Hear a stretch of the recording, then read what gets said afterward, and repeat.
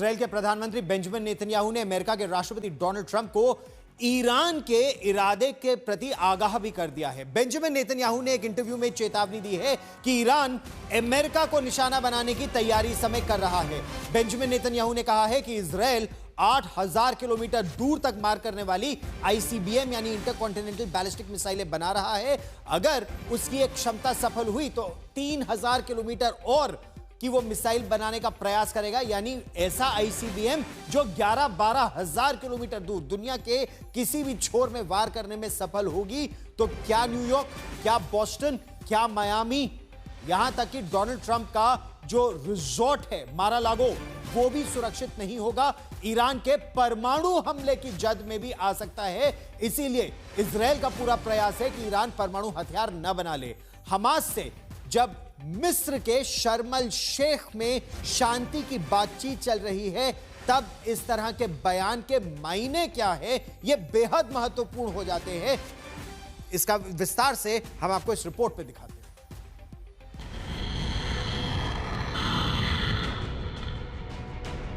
Take a look what happened.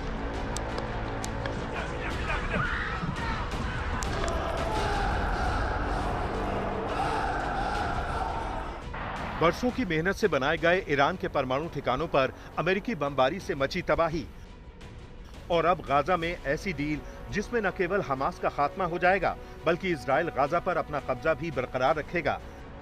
ये middle east में America Israel की वो नीति है जिसका कट्टर दुश्मन कोई है तो वो है ईरान, जिसने गाजा शांति समझौते पर पूरी तरह चुप्पी साध रखी है। और इस बीच इजराइल के प्रधानमंत्री बेंजामिन नेतन्याहू ने वो बम फोड़ा है जिससे खुद ट्रंप भी सावधान हो जाएंगे।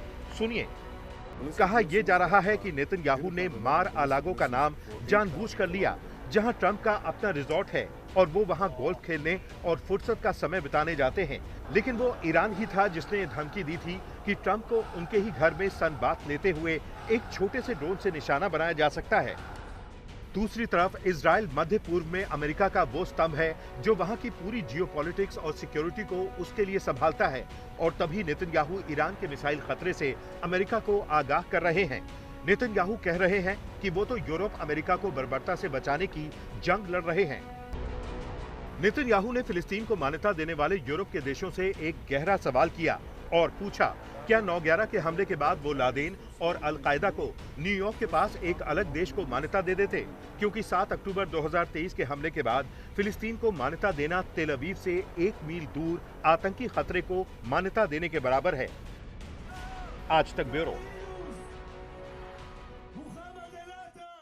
तो इजरायल के प्रधानमंत्री बेंजामिन नेतन्याहू एक बहुत महत्वपूर्ण सवाल पूछ रहे हैं कि अगर 9/11 के बाद ओसामा बिन लादेन की कोई मदद नहीं करता तो इस समय हमास की मदद के लिए यूरोप के कई देश या दुनिया के कई देश क्यों तत्पर नजर आ रहे हैं। अच्छा, जहां तक तेहरान की, ईरान की अमेरिका के शहरों को निशाना बनाने की बात की जा रही है, तो फिलहाल ईरान के पास ऐसी कोई मिसाइल नहीं है जो 11,000 किलोमीटर दूर वार करने की क्षमता रखती है। लेकिन अब हम आपको एक विश्व के मानचित्र पर दिखाने का प्रयास करते हैं कि दरअसल स्थिति इस समय है क्या।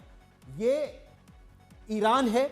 ईरान से एशिया का यह पूरा भाग पार करते हुए, यूरोप को पार करके, अटलांटिक महासागर को पार करते हुए फिर मारा लागो पहुंचने की बात की जा रही है। क्या ईरान के पास इस तरह की क्षमता है?